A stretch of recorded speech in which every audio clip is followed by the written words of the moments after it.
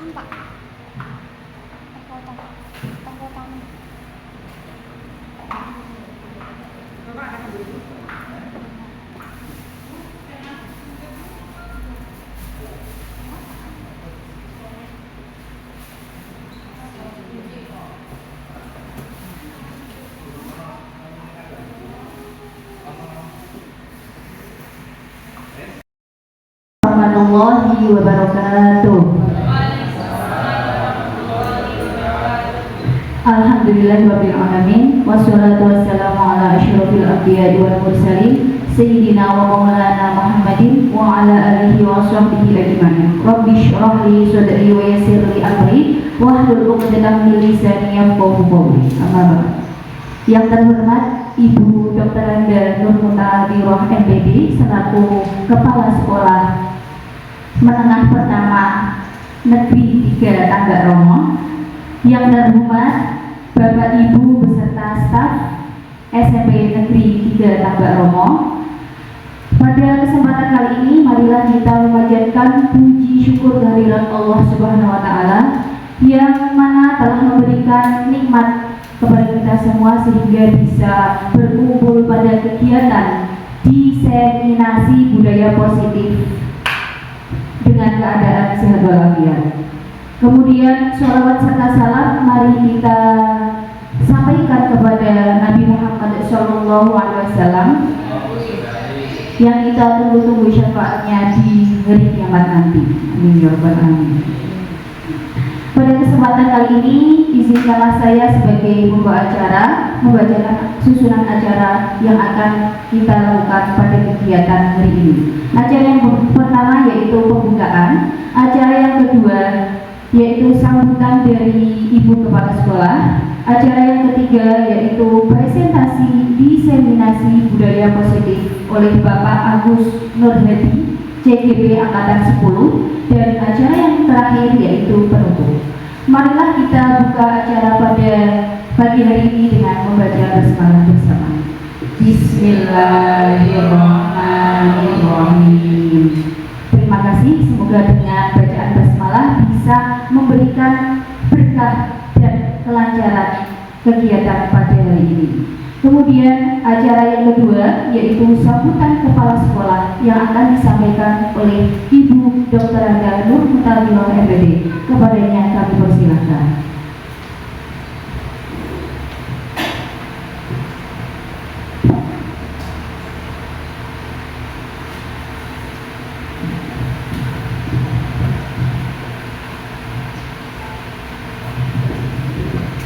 Assalamualaikum warahmatullahi wabarakatuh.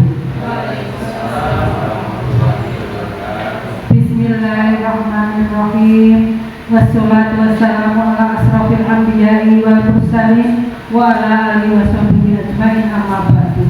Yang saya hormati Bapak Agus Nurhadi SPD selaku CGP Angkatan 10 Kabupaten Pati yang akan menyampaikan aksi nyata modul 1.4 yaitu diseminasi budaya positif bersama dengan teman-teman ya. Semoga nanti dapat berjalan dengan lancar ya, semuanya dapat berhasil baik sehingga nantinya akan bermanfaat untuk ke depan. Oke. Tidak lupa selawat serta salam selalu kita sampaikan kepada Nabi Muhammad SAW yang selalu kita nantikan syafaatnya di hari kiamat nanti. Bapak Ibu yang saya hormati, untuk siang hari ini kita sudah yang ketiga untuk guru penggerak. Yang pertama kemarin diikuti oleh Bu Dian dan Bu Tari yang masuk pada angkatan ke-9, dan ini adalah angkatan yang ke-10 yaitu Bapak Agus Nurhadi SPD. Memang tugas di CGP itu banyak sekali, tapi saya percaya dengan kemampuan kalian teman-teman semuanya dapat terselesaikan dengan baik. Dan tidak lupa mestinya saya harus mengucapkan terima kasih karena Bapak Ibu guru sudah berkenan untuk mengikuti seleksi calon guru penggerak sampai lolos menjadi guru penggerak. Dan alhamdulillah untuk SMP Negeri 3 Tabarogo ini sudah 3 orang yang lolos menjadi guru penggerak. Dan insya Allah untuk langkah selanjutnya, insya Allah siap menjadi kepala sekolah, siap menjadi pengawas. Andaikan ada kesempatan, silakan untuk mengikuti kegiatan tersebut. Jangan takut untuk menjadi kepala sekolah dan jangan takut untuk menjadi pengawas. Ya. Ada suka, ada dukanya. Ya. Tapi insya Allah saya yakin teman-teman nantinya bisa mampu untuk melaksanakan tugas dengan baik. Panjenengan masih muda, semangat tinggi, ya. Saya yakin di sana tersimpan motivasi, ya, semangat yang luar biasa. Dan saya mohon yang belum ikut tes guru penggerak untuk selanjutnya Ibu Nini Asuti, Ibu Nirmala, Ibu Komsorita, Bu Fitri, Bu Vina, masih muda-muda, ada kesempatan terbuka, ayo gas, ya, jangan sampai ketinggalan dengan teman-teman yang lain, ya, sehingga nanti ada kesempatan apapun bisa panjenengan lakukan seperti Bu Dewi ini sudah melanglang buana, ya, sampai mau mencari jodoh ke Irian Jaya yang jadi karena tidak direstui teman-teman, ya. Ya, selamat Pak Nur untuk melaksanakan tugas, melaksanakan presentasi. Semoga berjalan dengan baik, berjalan dengan lancar dan berhasil baik. Kurang lebihnya mohon maaf. Wabillahi taufiq wal hidayah. Wassalamualaikum warahmatullahi wabarakatuh.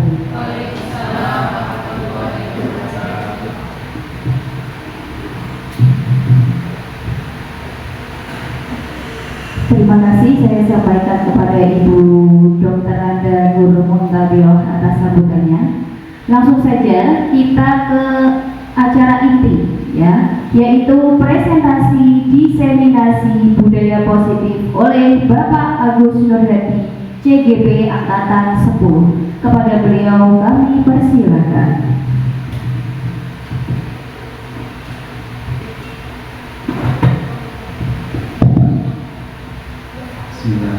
Assalamualaikum warahmatullahi wabarakatuh. Selamat siang dan salam sejahtera untuk kita semua. Pertama-tama marilah kita panjatkan puja dan syukur kehadirat Allah Subhanahu wa taala yang telah memberikan nikmat berupa sehat sehingga kita dapat berkumpul di ruangan ini untuk menyelenggarakan aksi nyata berupa diseminasi budaya positif. Yang kedua, sholawat serta salam tetap terhatur kepada junjungan kita Nabi Muhammad SAW. Semoga kita mendapatkan sahabatnya dunia dan akhirat. Terima kasih. Saya tujukan kepada Ibu Kepala Sekolah, Ibu Dr. Muladiro yang sudah berkenan hadir di ruangan ini. Kemudian untuk rekan-rekan guru hebat semua yang sudah berkenan hadir di ruangan ini, izinkan saya Agus Nurhadi SPD, CGP Angkatan 10 Kabupaten Pati, SMP Negeri 3 Tabarogo untuk menyampaikan aksi nyata modul 1.4, yaitu diseminasi budaya positif. Lanjut. Ini profil saya, jadi fasilitatornya adalah Bapak Asmuni dari Batam, kemudian CGP Angkatan 10 Nurhadi, kemudian pengajar prakteknya Ibu Sri Aryani, kepala sekolah dari Satap Negeri Pati. Ya. Budaya positif merupakan perwujudan dari nilai-nilai atau keyakinan universal yang diterapkan di sekolah. Budaya positif dapat mendorong murid untuk mampu berpikir, bertindak, dan mencipta sebagai proses memerdekakan dirinya, sehingga murid mampu mandiri dan bertanggung jawab. Konsep inti budaya positif terdiri dari beberapa bagian, ada 7 bagian, yaitu yang pertama perubahan paradigma belajar, disiplin positif, yang ketiga kebutuhan dasar manusia, yang keempat motivasi perilaku manusia, yang kelima posisi kontrol guru, yang keenam keyakinan kelas, Dan yang ketujuh, segitiga restitusi. Lanjut Bu. Yang pertama, pembelajaran dengan paradigma baru. Jadi pembelajaran dengan paradigma baru merupakan pembelajaran yang dirancang berdasarkan prinsip pembelajaran berdiferensiasi, sehingga para peserta didik belajar sesuai dengan kebutuhannya berdasarkan tahap perkembangan sesuai teori psikologi modern untuk mewujudkan profil pelajar Pancasila, di mana profil pelajar Pancasila terdiri dari 6 elemen, yaitu yang pertama beriman dan bertakwa kepada Tuhan Yang Maha Esa dan berakhlak mulia. Kemudian mandiri, bernalar kritis, kreatif, bergotong royong dan berkepedulian global. Lanjut. Yang kedua, disiplin positif. Disiplin positif adalah pembiasaan-pembiasaan hal yang baik, mencakup sikap atau perilaku maupun tutur kata oleh seluruh warga di sekolah, terutama bagi murid, agar dapat berkembang menjadi pribadi yang kritis, mandiri dan bertanggung jawab. Sebagai pendidik, tujuan kita adalah menciptakan peserta didik yang memiliki disiplin diri, sehingga mereka berperilaku mengacu kepada nilai-nilai kebajikan universal dan memiliki motivasi dalam diri menuju perubahan perilaku ke arah yang lebih baik. Lanjut. Disiplin positif merupakan penerapan disiplin yang mengajarkan anak bertanggung jawab dan menumbuhkan kesadaran diri berdasarkan nilai-nilai kebajikan. Lebih ke disiplin diri yang dapat mengontrol diri dalam melakukan segala tindakan. Disiplin diri dapat membuat murid memahami dan menyadari berdasarkan motivasi internal, bukan akibat paksaan, ujian atau hukuman. Lanjut.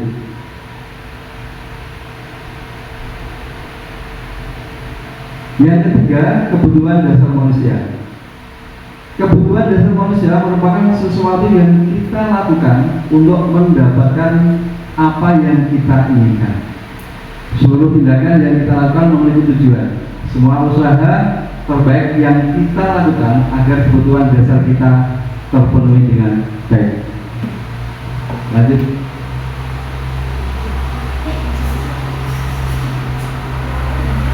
Ada 5 kebutuhan dasar manusia. Yang pertama, bertahan hidup, meliputi makanan, pakaian, tempat tinggal, keamanan, dan kesehatan. Yang kedua, ada rasa kasih sayang dan rasa diterima.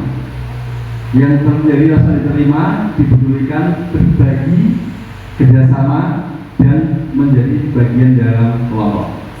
Yang ketiga, ada penguasaan, yaitu meliputi harga diri, keinginan untuk dianggap memimpin, berprestasi, diakui dan didengar.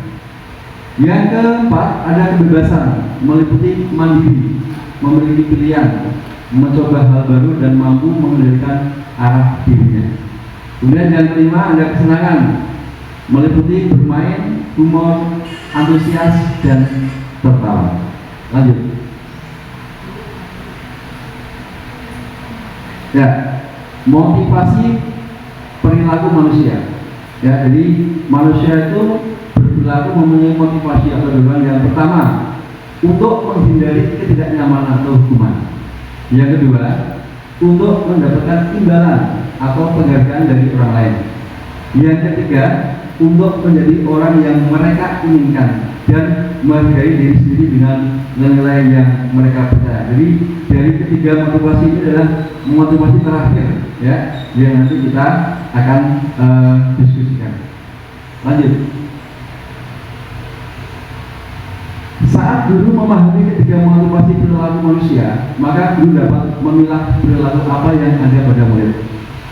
Jika murid memiliki motivasi perilaku untuk menghindari ketidaknyamanan atau untuk mendapatkan imbalan penghargaan dari orang lain, maka motivasi tersebut termasuk motivasi eksternal. Ya, jadi kalau murid kita pada hari Senin, Selasa misalkan, kenapa kok mau pakai dasi?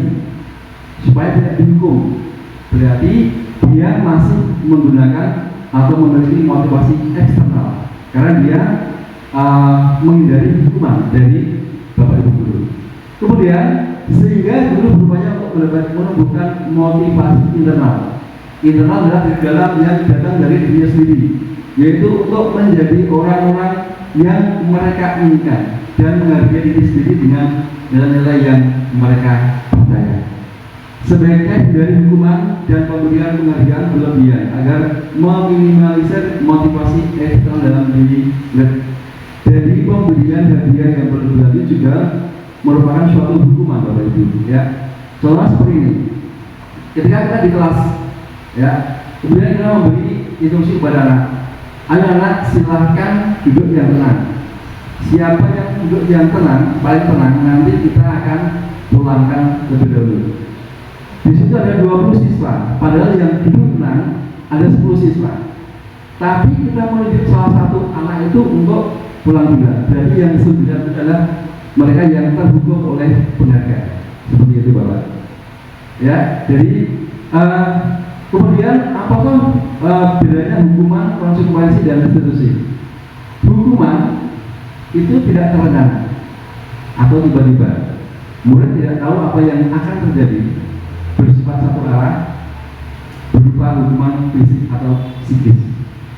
Ya, seperti kalau ada anak bajunya dikeluarkan, kita lihat langsung kita simpus up itu hukuman, paradigma lama. Yang kedua ada konsekuensi, bersifat terencana, disepakati sesuai aturan, murid tetap dibuat tidak nyaman karena harus melakukan konsekuensi. Sikap guru selalu memonitor murid. Yang ketiga ada restitusi. Ini praktek yang paling baik. Proses menciptakan kondisi bagi murid untuk memperbaiki kesalahan. Proses kolaboratif yang mengajarkan murid untuk mencari solusi sendiri. Lanjut. Yang kelima ada posisi kontrol seorang guru. Nanti Bapak Ibu guru bisa melihat pada dirinya sendiri, kira-kira saya termasuk posisi yang mana. Lanjut. Oke, ada 5 posisi kontrol seorang guru. Ya, yang pertama penghukum, yang kedua membuat orang merasa bersalah, yang ketiga sebagai teman, yang keempat pemantau, dan yang kelima sebagai manajer. Lanjut. Oke, ini penghukum. Jadi seorang hukum bisa menggunakan hukuman fisik maupun verbal. Orang-orang yang menjalankan posisi penghukum senantiasa mengatakan bahwa sekolah memerlukan sistem atau alat yang dapat lebih menekan murid-murid lebih dalam lagi. Guru yang menerapkan posisi penghukum akan berkata seperti ini, patuhi aturan saya, atau awas, kamu selalu saja salah. Guru seperti ini senantiasa percaya hanya ada satu cara agar pembelajaran bisa berhasil, yaitu cara dia. Kemudian bagaimana hasilnya? Kemungkinan murid marah dan mendendam atau bersifat agresif. Bisa jadi sudah kembali duduk, murid tersebut akan mencoret-coret bukunya atau meja tulisnya. Lebih buruk lagi, sepulang sekolah murid melihat motor atau mobil Bapak Ibu guru dan akan menggores kendaraan tersebut dengan paku. Jadi kita tidak bisa mengira kalau anak yang kita beri hukuman kemudian dia akan jeda dan besok tidak akan mengulangi lagi. Lanjut. Yang kedua adalah membuat rasa bersalah. Pada posisi ini biasanya guru akan bersuara lebih lembut. Membuat rasa bersalah akan menggunakan keheningan yang membuat orang lain merasa tidak nyaman, bersalah atau rendah diri. Kata-kata yang keluar dengan lembut akan seperti ini. Ibu sangat kecewa sekali dengan kamu. Berapa kali Bapak harus memberitahu kamu ya? Gimana coba kalau orang kamu tahu kamu berbuat seperti ini? Kemudian bagaimana hasilnya? Murid akan merasa bersalah dalam hidupnya. Bersalah telah mengecewakan ibu atau bapak gurunya. Murid akan merasa menjadi orang yang gagal dan tidak sanggup membahagiakan orang lain. Kadang-kala sikap seperti ini lebih berbahaya dari sikap penghukum karena emosi akan tertanam rapat di dalam murid dan menahan perasaan. Lanjut. Kemudian yang ketiga ada sebagai teman. Guru pada posisi ini tidak akan menyakiti murid, namun akan tetap berupaya mengontrol murid melalui persuasi atau pendekatan. Positif di sini berupa hubungan baik yang terjalin antara guru dan murid. Mereka akan berkata, ayo bantulah ibu bapak ya. Ayo ingat tidak bantuan bapak selama ini. Ya sudah, kali ini tidak apa-apa. Nanti ibu baru bereskan. Murid akan merasa senang dan akrab dengan guru. Ini termasuk dalam yang positif. Hanya saja di sisi negatif, murid menjadi tergantung pada guru tersebut. Bila ada masalah, dia merasa bisa mengandalkan guru tersebut untuk membantunya. Ini sering terjadi pada guru-guru yang mengajar di PAUD. Jadi dia melihat siswa sebagai teman. Nah, negatifnya ini anak tidak bisa mandiri, Bapak Ibu. Jadi anak tergantung pada guru tersebut dan anak mau mematuhi peraturan jika yang memerintah atau yang menurut adalah bapak ibu guru yang menjadi temannya. Oke, lanjut. Yang keempat sebagai pemantau. Memantau berarti mengawasi. Pada saat kita mengawasi, kita bertanggung jawab atas perilaku orang-orang yang kita awasi. Posisi pemantau berdasarkan pada peraturan-peraturan dan konsekuensi. Pertanyaan yang sering diajukan seorang pemantau adalah peraturan seperti apa? Apa yang telah kamu lakukan? Sanksi atau kondisinya apa? Ya, ini ketika kita sudah membuat peraturan kemudian anak melanggarnya, kita ada di posisi pemantau, kita mengingatkan. Murid memahami konsekuensi yang harus dijalankan karena telah melanggar salah satu peraturan sekolah. Guru tidak menunjukkan suatu emosi yang berlebihan, menjadi marah atau membuat merasa berbuat salah. Murid tetap dibuat tidak nyaman, yaitu dengan harus melakukan konsekuensi. Lanjut. Oke, yang terakhir adalah sebagai manajer. Manajer adalah posisi di mana guru berbuat sesuatu bersama dengan murid, mempersilahkan murid mempertanggungjawabkan perilakunya, mendukung murid agar dapat menemukan solusi atas permasalahannya sendiri. Seorang manajer akan berkata, apakah kamu menyakininya? Jika kamu menyakininya, apakah kamu bersedia memperbaikinya? Apa rencana kamu untuk memperbaiki hal ini? Hasilnya, guru akan mengembalikan tanggung jawab pada murid untuk mencari jalan keluar. Permasalahannya tentu dengan bimbingan guru. Lanjut. Ini adalah contoh penerapan posisi kontrol seorang guru.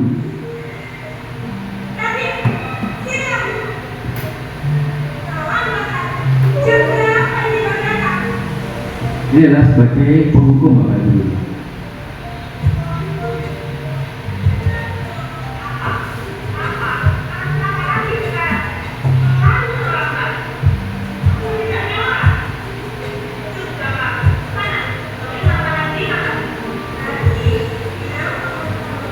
Ini sebagai merasa berbuat salah, membuat merasa salah.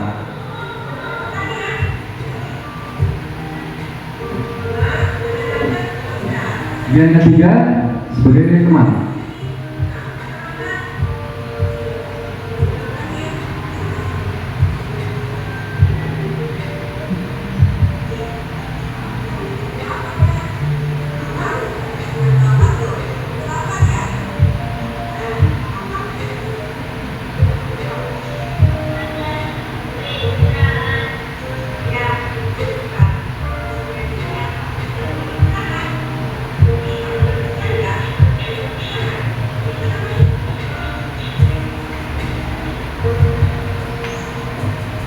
Ya, lanjut.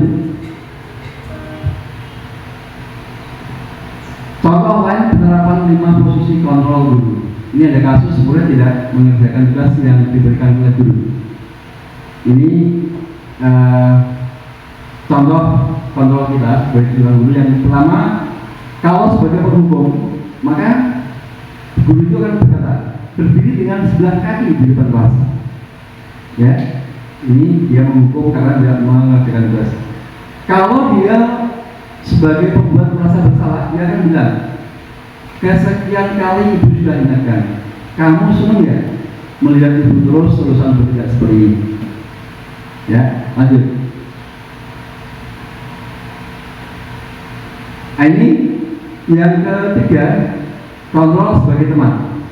Maka bapak ibu guru akan bilang seperti ini, ayo dong, kamu kerjakan tugasnya. Nanti kalau sudah selesai, kita main tim. Ini sebagai teman. Kemudian sebagai pemantau, bapak ibu guru akan bilang seperti ini, kamu sudah melakukan kesalahan dan sudah mengetahui konsekuensinya. Sekarang selesaikan dengan segera dan kumpulkan. Lanjut. Ini yang terakhir sebagai manajer. Apakah kamu tahu kesalahanmu? Keyakinan sekolah apa yang kamu langgar? Dan apa yang akan kamu lakukan untuk menyelesaikannya? Lanjut. Ya, dari kelima kontrol sebaiknya menggunakan yang pertama, ini yang baik digunakan adalah sebagai manajer. Guru berbuat sesuatu bersama murid, mempersilahkan murid mempertanggungjawabkan perilakunya dan mendukung murid agar dapat menemukan solusi atas permasalahan sendiri. Posisi manajer mengacu pada institusi yang dapat menjadikan murid sebagai manajer sebagai dirinya sendiri sehingga tercipta identitas positif atau berhasil pada diri murid. Ya, oke, sebelum kita begin, dari kelima posisi kontrol sebagai guru, mungkin ada yang ditanggapi atau ditanyakan. Monggo Bu atau Bapak silakan. Ya, dari posisi sebagai penghukum, kemudian sebagai pembuat merasa bersalah, sebagai teman, sebagai pemantau dan sebagai manajer. Ya, kira-kira kendala apa yang kita hadapi di dunia pembelajaran saat ini? Ketika kita tidak boleh menggunakan posisi kontrol sebagai seorang penghukum, tapi murid kita seperti itu, ya. Kita tidak boleh berkata keras, apalagi sambil melotot, ya, karena anak bisa percaya dirinya bisa hilang, ya. Oke, silakan Bu Wit atau Bu nanti mungkin. Sini, biar mic-nya biar. Nah, monggo Bu. Ya. Terima kasih Pak Agus Nurhadi. Saya cuma mau bertanya, itu tadi posisi kontrol yang paling baik adalah sebagai manajer. Yang ingin saya tanyakan, permasalahan di dalam kelas atau saat pembelajaran itu kan banyak sekali yang dialami oleh Bapak Ibu guru. Nah, apakah setiap masalah itu idealnya diselesaikan oleh guru sebagai manajer atau mungkin bisa diselesaikan dengan posisi yang lain, misalnya sebagai teman atau penghukum? Karena kadang kalau kita sebagai manajer itu kadang kalau misalnya di kelas itu hanya mengganggu temannya, apakah harus sebagai manajer atau posisinya di kelima posisi itu disesuaikan dengan kasus yang dialami? Demikian pertanyaan saya, Pak. Oke, terima kasih. Jadi tidak semua kasus, tidak semua permasalahan yang kita alami di kelas harus kita selesaikan dengan sebagai manajer. Misalkan seperti ini, ada anak yang lupa membawa buku paket atau LKS pada pelajaran itu. Jadi kita tidak harus memanggil anak itu ke ruang guru, kemudian kita tanya, ya, kamu tahu karena kamu datang ke sini, kemudian apa yang kesalahan kamu, kemudian keyakinan apa yang kamu langgar, apa yang ingin kamu perbuat tidak sah. Ya, jadi ketika kita memandang kasus tersebut perlu diselesaikan dengan misalkan dengan konseling, dengan apa bimbingan, kita lakukan itu. Tapi kalau perlu misalkan kasus itu kok karena nanti ada contohnya sampai dia berkata kotor, kemudian dia sampai terlambat berulang-ulang, maka kita menggunakan posisi sebagai manajer. Dan apakah ketika anak itu sudah kita lakukan posisi sebagai manajer, apakah bisa terulang lagi? Bisa, Bapak Ibu Guru. Jadi tidak ada jaminan ketika kita memanggil anak, kita ambilkan restitusi, kemudian anak itu akan tidak mengulangi lagi. Bisa juga, ya. Kemarin ada ditanyakan di forum kolaborasi ruang kooperasi di kelompok saya. Nah, bagaimana kalau permasalahannya sudah mengarah ke ranah hukum? Apakah perlu dilakukan kita sebagai manajer? Yang pertama, kita tetap menggunakan pendekatan. Jadi tidak harus langsung membawa anak itu ke kantor polisi kemudian di proses hukum, tidak. Kita harus menyelesaikan secara kekeluargaan dulu sebagai manajer. Kita panggil anaknya, kita panggil orang tuanya untuk mengetahui, dan kemudian kita mendatangkan kalau di sini kita sering mendatangkan Babin Kamtibnas untuk memberi penjelasan seperti itu, ya, seperti itu ya. Oke, lanjut.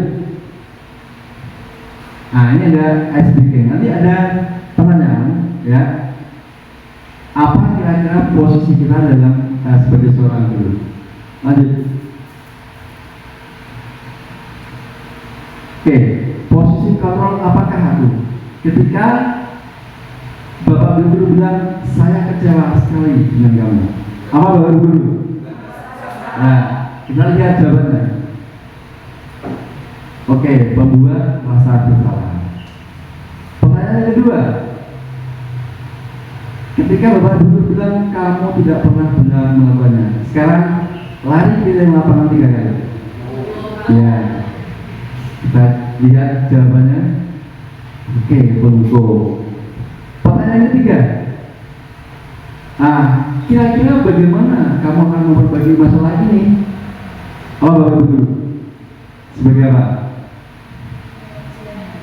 Oke, sebagai manajer, kita lihat jawabannya. Iya, manajer. Oke, ya. Yang terakhir. Ayolah, lakukan demi Bapak. Iya, sebagai teman. Ya, jawabannya apa, Bu? Iya, sebagai teman. Jadi Bapak Guru sudah memahami 5 posisi kontrol seorang guru. Ya, kita bisa melihat diri kita, tidak usah melihat orang lain. Wah, kamu Bapak pernah itu enggak? Kita lihat diri kita sendiri. Lanjut.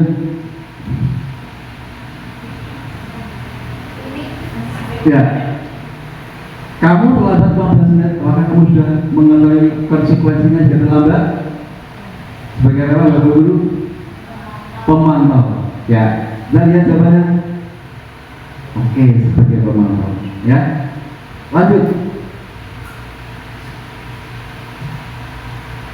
Sudah, Bu, lanjut. Nah, sekarang yang keenam, keyakinan kelas. Lanjut. Keyakinan kelas merupakan kesepakatan kelas yang diyakini bersama guru dan murid dengan harapan dapat meningkatkan kedisiplinan murid. Keyakinan kelas berupa pernyataan universal, dibuat dalam bentuk positif dan bersifat abstrak. Keyakinan kelas sebenarnya tidak terlalu banyak sehingga mudah diingat dan dipahami. Semua warga kelas ikut berkontribusi dalam pembuatan keyakinan kelas lewat kegiatan mengutarakan pendapat. Jadi cara membuat keyakinan kelas itu kita tawarkan kepada anak. Kita beri kertas, Bu, ya, dari kelas, kemudian kita sepakati bersama, ya, kira-kira apa keyakinan kelas kita selama pelajaran IPA misalkan. Tidak boleh main HP, harus fokus dan sebagainya. Ya, nanti setiap anak punya pendapat untuk memberikan pendapatnya dalam keyakinan kelas. Oke, lanjut. Nah, ini contoh keyakinan kelas 7B misalnya. Ya, jadi anak diberi kertas kecil bisa warna-warni atau kertas putih, kemudian disuruh mengutarakan pendapatnya. Kira-kira keyakinan apa nanti yang harus disepakati oleh warga kelas tersebut, ya, dan semua warga kelas harus meyakini dan melaksanakan keyakinan kelas sesuai dengan yang disepakati. Lanjutnya, ya, ini ada segitiga konstitusi. Lanjut. Ya, segitiga konstitusi adalah suatu proses dialog yang dijalankan guru atau orang tua agar dapat menghasilkan murid yang bertanggung jawab. Segitiga konstitusi membantu murid memiliki tujuan, disiplin positif dan memperbaiki dirinya setelah berbuat salah. Restitusi bukan untuk menebus kesalahan, tapi untuk belajar dari kesalahan. Ada 3 tahapan segitiga restitusi, yaitu yang pertama menstabilkan identitas, yang kedua validasi tindakan yang salah, dan yang ketiga menanyakan keyakinan. Lanjut. Oke, menstabilkan identitas. Ya, ada beberapa pemantik pertanyaan yang ditanyakan kepada siswa yang bermasalah. Yang pertama, berbuat salah itu manusiawi. Jadi kalau ada anak yang berbuat salah, jangan langsung dihardik, jangan langsung diteriaki. Ya, pertama kita stabilkan dulu. Berbuat salah itu manusiawi. Gitu. Yang kedua, tidak ada manusia yang sempurna. Nah, pasti punya kesalahan. Jadi anak ketika berbuat salah tidak langsung terhakimi. Yang ketiga, bapak juga pernah melakukan kesalahan seperti itu. Ya, dicontohkan aja, misalkan ada anak terlambat, bapak juga pernah terlambat seperti itu di waktu dulu seperti kamu. Ya. Yang keempat, bapak tidak menarik dari siapa yang salah, tapi bapak ingin mencari solusi dari permasalahan ini. Ya, keempat, kamu berhak merasa begitu. Jadi ini adalah pemantik pertanyaan untuk menstabilkan identitas ketika ada anak yang membuat kesalahan. Lanjut. Yang kedua, setelah kita menstabilkan, kita validasi. Ya, validasi itu untuk mengetahui kalau yang dilakukan anak itu adalah pelanggaran atau kesalahan. Ada beberapa pertanyaan. Kamu pasti punya alasan mengapa melakukan hal itu. Ya, ketika misalkan ada anak yang berbicara kotor sama temannya, ketika ditanya seperti ini dia akan jawab, saya emosi pak, tadi saya diganggu. Itu adalah alasannya. Yang kedua, padahal kamu bisa melakukan yang buruk dari ini ya. Yang ketiga, kamu patut bangga pada dirimu sendiri karena kamu telah melindungi sesuatu yang penting buatmu. Jadi kita mencari alasan kepada anak kenapa anak berbuat kesalahan atau pelanggaran. Lanjut. Yang ketiga dari proses segitiga restitusi adalah menanyakan keyakinan. Ya. Yang pertama, keyakinan apa? Keyakinan kelas kita. Ya. Jadi ketika tadi kita sudah membuat keyakinan kelas, kita tanyakan lagi kepada anak. Karena waktu itu semua warga kelas sudah setuju, dan kenapa dia kok melanggarnya? Ya. Kemudian nilai-nilai apa yang kita telah sepakati? Ya, misalkan kalau terlambat berarti kedisiplinan, tidak menghargai dirinya sendiri dan sebagainya. Yang ketiga, seperti apa kebadan kelas yang ideal menurut kamu? Ini pertanyaan untuk mengenai keyakinan. Yang keempat, kamu mau jadi orang yang seperti apa? Oke, lanjut. Contoh institusi. Ini ada kasus siswa terlambat datang ke sekolah karena bangun kesiangan. Pada pembelajaran jam pertama, guru mengecek kehadiran murid. Pada saat itu diketahui ternyata Bintang belum ada di kelas. Dia terlambat datang. Kemarin Bintang juga terlambat datang ke sekolah. Jadi 2 kali dia terlambat datang. Pak Agus memanggil Bintang ke ruang guru. Setelah pembelajaran bahasa Inggris selesai, di ruang guru Pak Agus dan Bintang berbicara mengenai permasalahan tersebut dan mencari solusi. Jadi kalau menyelesaikan masalah jangan di tempat Bapak Ibu guru, karena bisa mengecilkan hatinya. Ya, martabatnya bisa rendah, bisa hancur, ya, harga dirinya bisa hancur. Kita panggil nanti setelah pembelajaran selesai, jadi teman-temannya tidak mendengar atau melihatnya. Kita lihat contohnya seperti ini. Lanjut. Assalamualaikum. Waalaikumsalam. Masuk dengan Pak. Selamat. Dan benar betul Bapak ambil kemarin. Baiklah. Kemarin kamu melanggar prosedur 2 kali ya? Benar Pak, saya baru masuk sekolah 2 kali. Kok bisa melanggar, kenapa? Saya tidur kemana-mana. Emangnya kamu tidur sebentar? Jam 10 Pak. Jam 10. Kamu belajar jam 10. Main HP Pak. Baiklah, selama masuk sekolah itu manusiawi. Jadi setiap orang pernah melakukan kejadian itu. Bapak ini juga pernah mengalami kejadian itu ketika masih sekolah seperti kamu. Tapi Bapak mengatakan lebih baik terlambat daripada tidak sama sekali. Sekarang kita bersama-sama mencari solusinya. Apakah kamu masih ingat dengan keadaan kelas kita? Saya ingat Pak. Terus keadaan kelas yang mana yang ingin kamu tidak? Kelas kita disiplin dan berbahagia. Orang di situ itu seperti apa kamu? Orang yang disiplin taat pada peraturan kelas dan peraturan sekolah. Salah satunya datang ke sekolah tepat waktu Pak. Ya, datang ke sekolah. Kemudian apa yang ingin kamu lakukan untuk memperbaiki kesalahanmu? Saya akan melaksanakan PAI kelas Pak. Ya, seperti apa? Tidak ada.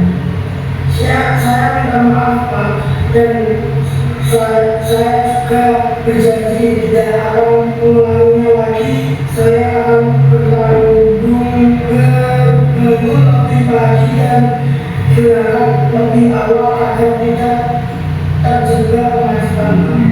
Bangun lebih awal. Kemudian itu baru lebih awal itu apa usaha kamu? Ini kan masalah Ya, terus mereka akan mau usaha. ini Pak. Dan saya akan usaha kamu sudah berusaha memperbaiki dan lagi ya. Iya, Pak. Oke, sekarang silakan saya berikan. Baik Pak. Assalamualaikum. Ya, alangkah indahnya Bapak Ibu ketika kita menyelesaikan berbagai kasus seperti ini. Jadi kita panggil anaknya ya di ruangan sebelum setelah pembelajaran selesai. Kemudian kita lakukan segitiga restitusi sesuai dengan urutan. Yang pertama, menstabilkan identitas, ya, biar tahu kesalahannya seperti apa, ya. Kita membesarkan hatinya dulu, bahwa membuat sesuatu manusiawi, semua orang juga pernah melakukan, biar anak tidak terhati dulu. Setelah menstabilkan, kita validasi, kita tanya ke anak bahwa tujuannya biar anak itu tahu kalau yang dilakukan itu adalah melanggar peraturan sekolah, membuat kesalahan, ya. Setelah dia tahu kesalahannya, kemudian kita menanyakan keyakinan, ya, keyakinan yang sudah kita sepakati bersama dalam sebuah. Tadi si Bintang melanggar keyakinan yaitu disiplin dan bertanggung jawab. kalau anak masuk sekolah disiplin, berarti bangunnya harus pagi. Nah, tadi si Bintang cara mengatasi masalahnya, dia akan bangun pagi. Dengan apa? Dengan memasang alarm. Terus kita tanya, mulai kapan dia mau memperbaiki dirinya? Tadi dia bilang besok. Berarti dia ada keinginan dari dirinya sendiri, dari faktor internal untuk melakukan atau memperbaiki kesalahannya. Jadi alangkah baiknya dari jangan kita menghakimi anak di depan anak yang lain. Ya, tadi ini sulit Bapak Ibu, karena kita sudah terbiasa dengan paradigma lama. Saya juga terinspirasi ketika mengikuti program Putera ini. Saya mendapatkan ilmu yang luar sekali, luar biasa. Salah satunya adalah kita ada di posisi yang mana? Dari 5 posisi kontrol sebagai seorang guru. Saya yakin Bapak Ibu guru semua pernah mengalami dari kelima tersebut. Ya, oke. Dari posisi 5 kontrol sebagai seorang guru, ada yang mau ditanyakan atau ditanggapi? Monggo Bu Widya. Nah, ini yang sering ya. Monggo Bu. Sudah ada Bu, ya.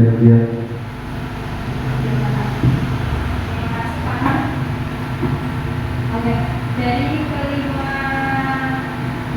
Posisi kontrol seorang guru. yang apa tadi Pak ya? Ya, pendukung. Oke, untuk pendukung banyak sekali di kalangan kita, terutama Bapak Ibu guru yang masih menerapkan posisi sebagai pendukung, ya Pak Maria. Tentu saja hal itu ada sisi positif dan negatifnya kalau menurut saya. Seperti yang tadi jenengan katakan, jikalau yang diterapkan bulan tadi, apakah kita sebagai guru itu selalu menerapkan tentang manajer ya Bu ya? Tentu saja tidak. Dan tentu saja Bapak Ibu guru semuanya pernah menghukum siswa, entah itu hal yang paling kecil ataupun hal yang besar. Contohnya, untuk hal yang kecil tentang hukuman. Contoh kecil, kamu salah harus membersihkan halaman kelas. Itu juga termasuk tentang hukuman. Dan contoh yang paling besar itu misal tentang fisik, yang sampai saat ini kita masih terus memperbaiki diri kita untuk menghadapi siswa-siswa yang sering bermasalah tentang hukuman fisik ya Pak ya. Tentu saja hal itu ada sisi positif dan negatifnya, tergantung bagaimana kita melihat permasalahan dari siswa tersebut. Tentunya jika siswa tersebut terus mengulangi hal yang sama, terus kita menerapkan berbagai hukuman terus manajer sebagai teman, memposisikan diri kita sebagai teman dan yang lain-lain, itu tidak ada hasilnya. Tentu saja kita harus melakukan hal yang bisa merubah sikap anak menjadi lebih baik lagi, dan tidak menutup kemungkinan kita akan melakukan hukuman tersebut. Tapi tentu saja kita sebagai guru bisa memilah dan memilih hukuman yang pantas untuk anak tersebut, dan yang tidak, dan yang pasti juga hukuman yang tidak melebihi aturan-aturan yang ada itu Pak. Terima kasih. Ya, terima kasih Bu Widya, karena Bu Widya sebagai guru BK. Jadi selain keyakinan kelas, itu ada keyakinan sekolah. Ya, berarti kalau keyakinan sekolah itu harus disepakati oleh semua warga sekolah. Jadi ada keyakinan kelas, misalkan keyakinan kelas 7B, tidak boleh buang sampah sembarangan. itu ditempel di kelas 7B. Tapi kalau sudah keyakinan sekolah, berarti semua warga sekolah dari kelas 7A sampai kelas 9B ya, itu harus menyepakati. Seperti misalkan datang terlambat, keyakinan sekolah yang bisa dibuat seperti apa? Kita tekankan agar anak bisa mematuhi. Memang sangat sulit sekali ketika kita harus menghilangkan dari sebagai penghukum, ya, karena sudah terbiasa seperti itu dari dulu, ya. Jadi seperti itu, Bu Wid, kita harus belajar dari sedikit demi sedikit untuk menuju ke paradigma baru. Oke, sudah cukup. Ada tanggapan? Sudah? Oke. Ya. Silakan, Bu Dian. Oke, terima kasih ya untuk waktu dan kesempatan yang sudah diberikan pada saya. Di sini saya ada sedikit pertanyaan ya Pak Agus, mungkin bukan pertanyaan tapi kita berbagi pengalaman saja. Nah, kalau dari materi tadi kan ada segitiga restitusi yang mungkin itu dianggap sangat baik untuk dilakukan dalam menangani permasalahan dengan anak. Nah, mungkin kalau dengan anak yang mudah berkomunikasi atau mudah atau terbuka ibaratnya ya, itu akan sangat bagus sekali.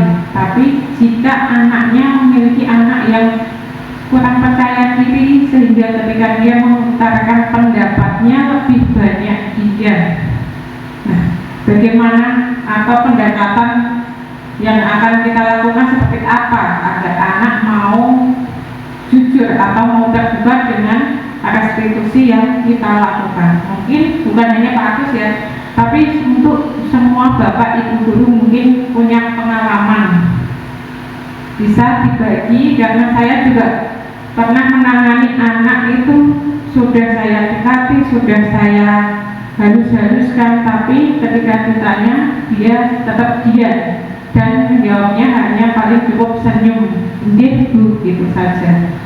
Mungkin bapak ibu guru lain yang punya pengalaman bisa berbagi dengan saya. Terima kasih Pak Agus. Ya, mungkin ada bapak ibu guru lain yang mau menanggapi.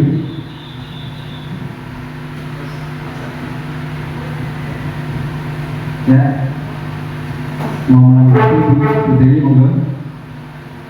Ya, ini bapak ibu. Jadi ketika anak kok tidak bisa mengutarakan pendapatnya, jadi seorang guru itu harus bisa mendalami karakter anak itu seperti apa. Ya, mungkin anak itu pemalu, ya, sehingga dia tidak mampu mengutarakan pendapatnya.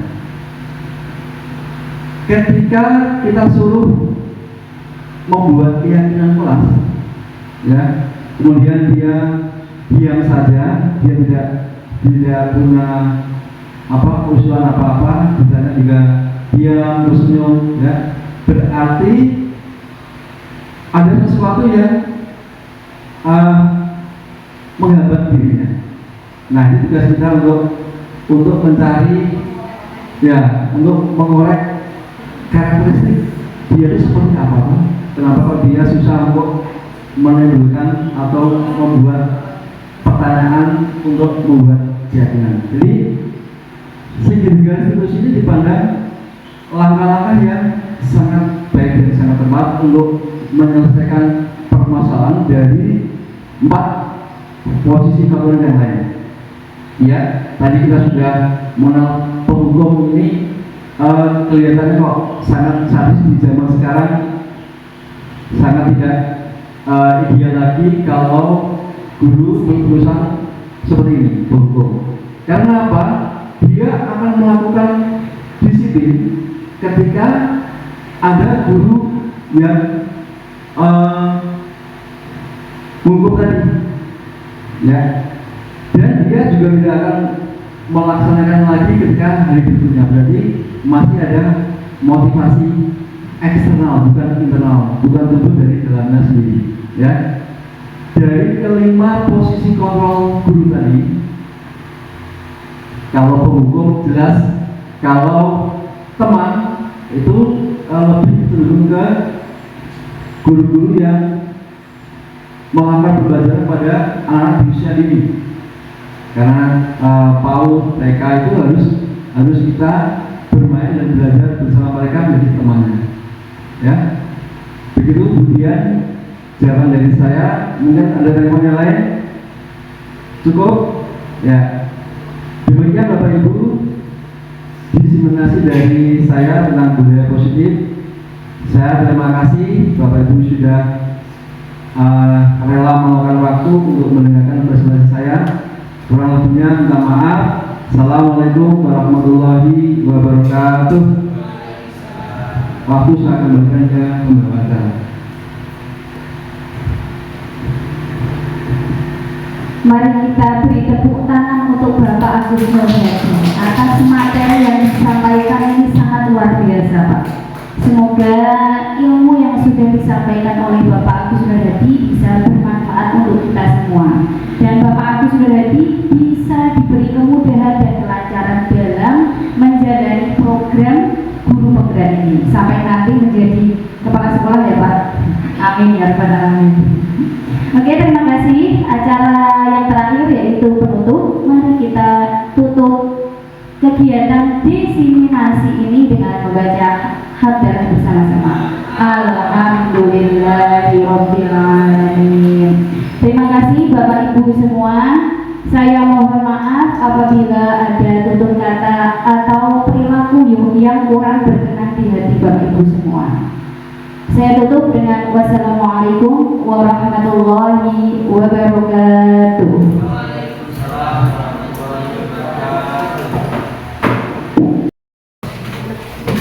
Assalamualaikum warahmatullahi wabarakatuh. Waalaikumsalam warahmatullahi wabarakatuh. Selamat siang anak.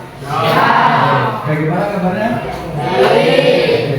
Hari ini Bapak akan menjelaskan tentang budaya positif. Ya. Budaya positif. Ada yang tahu apa itu budaya positif? Budaya itu apa kan? Sebuah apa? Kebiasaan positif baik. Ya, jadi budaya positif adalah perwujudan dari nilai-nilai kebajikan universal yang diterapkan di sekolah. Salah satunya ya, adalah keyakinan kelas. Keyakinan kelas. Keyakinan kelas, keyakinan dari kata yakin. Ya. Kalau keyakinan adalah sebuah kesepakatan yang disepakati antara guru dan murid dalam sebuah kelas. Itu namanya keyakinan kelas. Nah, budaya positif ini meliputi banyak hal yang diselenggarakan di sekolah. Salah satunya keyakinan kelas. Ada disiplin positif, kemudian ada restitusi, segitiga restitusi dan sebagainya.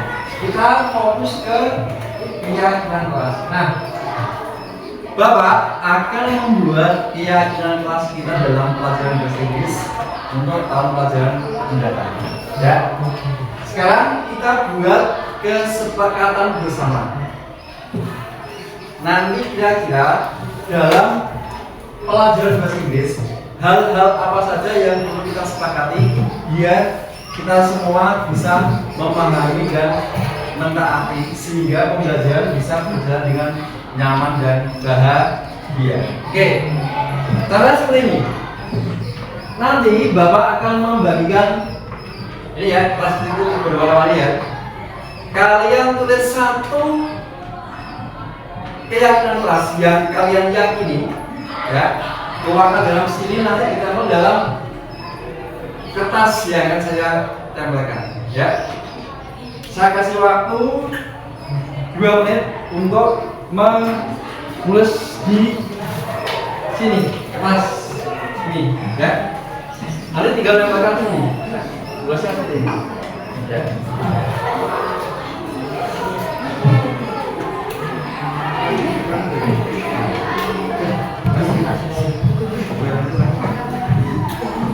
Ditulis silakan ya. Gak apa-apa. Oktan, kamu enggak?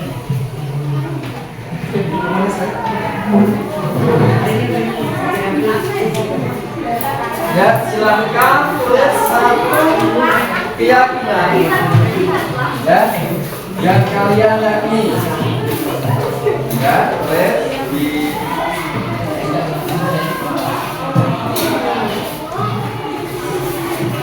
sembarang bintang jelek.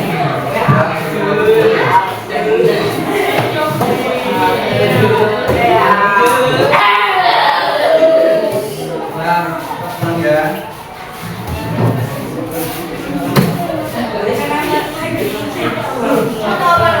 Yo, silakan tulis satu keyakinan ya yang harus kalian yakini dalam pelajaran bahasa Inggris, pembelajaran bahasa Inggris. Yo.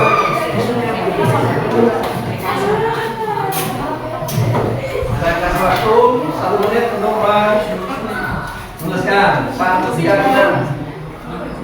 Kira-kira dalam pelajaran bahasa Inggris itu kita harus mematuhi apa saja biar pembelajaran itu berjalan dengan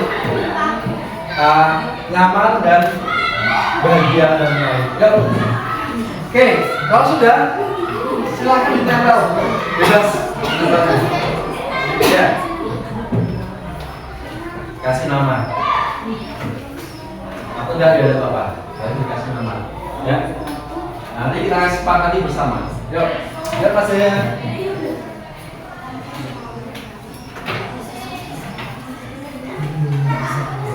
Yuk, kalian sudah ditempel. Yuk, balik dulu. Tempel serat tempatnya. Ya. Silakan ditempel.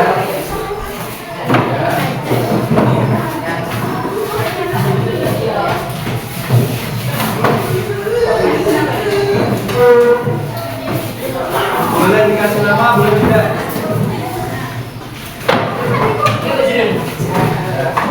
Dalam saya kasih ya.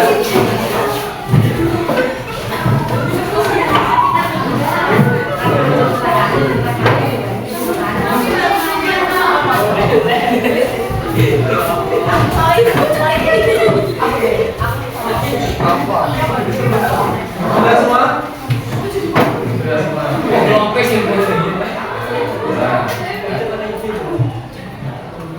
Ini harusnya oke. Sekarang kita bertahan dari atasnya. Ini adalah keyakinan yang sudah kalian tuangkan dalam sebuah kertas. Nanti kita harus menyepakatinya, ya, antara guru dan murid harus sepakat. Oke, berkat sekarang. Yang pertama, kalau mau keluar kelas, berarti kan Mas Barat, kalau mau keluar kelas, izin Bapak dan Ibu guru. Kira-kira kamu setuju tidak?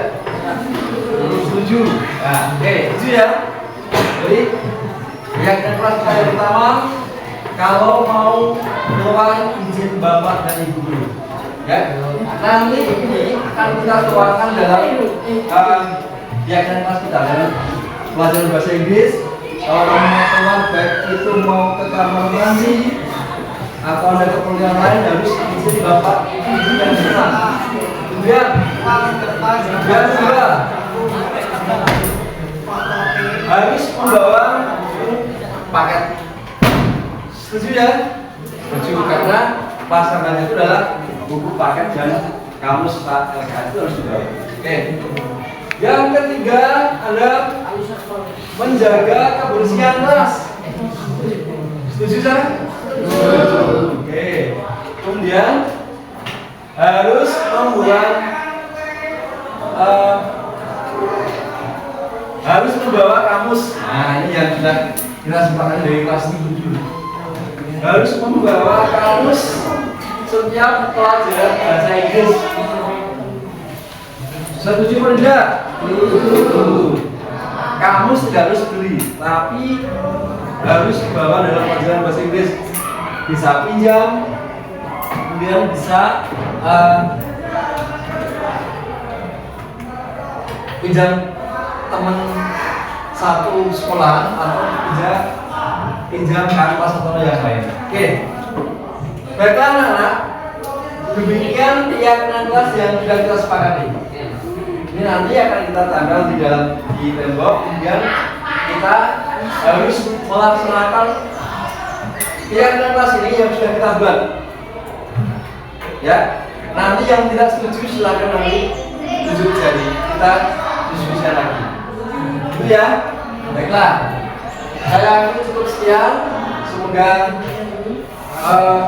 keyakinan kelas ini bisa bermanfaat dan dapat kita yakini dan laksanakan dalam pembelajaran bahasa Inggris berkelanjutan dengan nyaman dan bahagia. Assalamualaikum warahmatullahi wabarakatuh. Waalaikumsalam warahmatullahi wabarakatuh.